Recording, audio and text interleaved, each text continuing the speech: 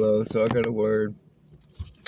I got an hour of wasted time today, so I guess I won't call it wasted time because there's just so much I could be doing, but I guess the Lord wanted me to get this message out. So we're in Samuel 24, and Saul is on the hunt for David. Although David has been a righteous man, and you know that Saul was anointed by Samuel, and then the Lord wound up anointing David through Samuel to be the new king. And Saul had an evil eye for David because of a bunch of stuff. So Saul was on the hunt to kill David, and it was just a long chase after David's life. And time again, David had pleaded his case against Saul. David was a righteous man, and he had no flaw against David. Now,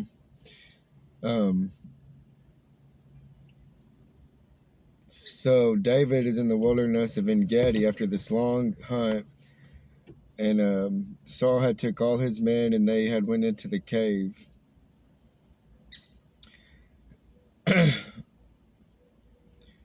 And so I'll just read it. Now it happened when Saul had returned from following the Philistines that it was told him, saying, "Take note, David is in the wilderness of En-Gedi." Then Saul took 3,000 chosen men from all Israel and went to seek David and all his men on the rocks of the wild goats.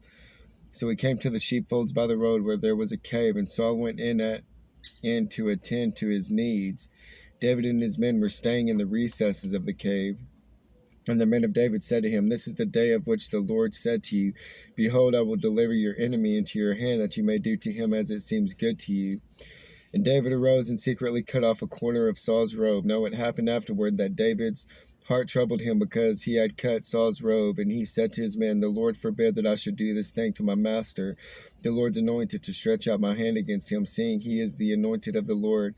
So David restrained his servants with these words and did not allow them to rise against Saul. And Saul got up from the cave and went on his way. David also arose afterward, went out of the cave, and called out to Saul, saying, "My lord the king." And when Saul looked behind him, David stopped with his face to the earth and bowed down. And David said to Saul, "Why do you listen to the words of men who say, Indeed, David seeks your harm? Look, this day your eyes have seen that the Lord delivered you today into my hand in the cave, and someone urged me to kill you. But my eye spared you, and I said, I will not stretch out my hand against my Lord, for he is the Lord's anointed. Moreover, my father, see the corner of your robe in my hand, for in that I cut off the corner of your robe and did not kill you. Know and see that there is neither evil nor rebellion in my hand, and I have not sinned against you. Yet you hunt my life to take it. Let the Lord judge between you and me, and let the Lord avenge me on you. But my hand shall not be against you, as the proverb of the ancients say, Wickedness proceeds from the wicked, but my hand shall not be against you. After whom has the king of Israel come out? Whom do you pursue? A dead dog, a flea? Therefore let the Lord be judge, and judge between you and me, and see and plead my case, and deliver me out of your hand." So it was when David had finished speaking these words to Saul, then Saul said, "Is this your voice, my son David?" And Saul lifted up his voice and wept.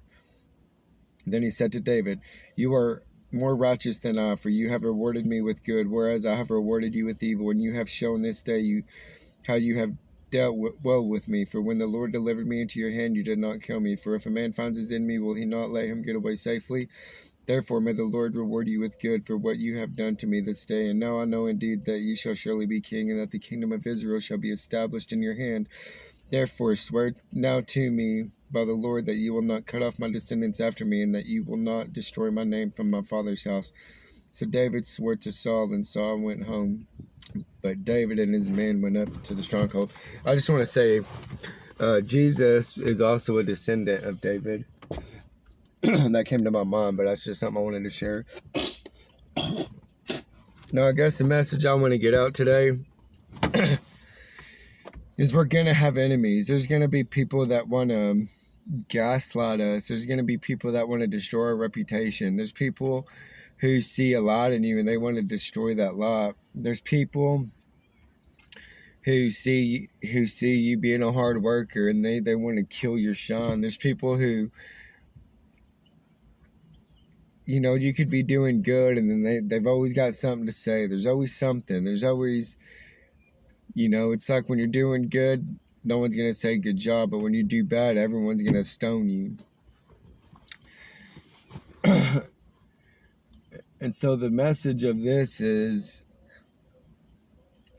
you know, let the wicked deal with the wicked wickedly, but those who are of God, should we not show love to them? Should we not be who Jesus was? It's like the woman who had committed adultery.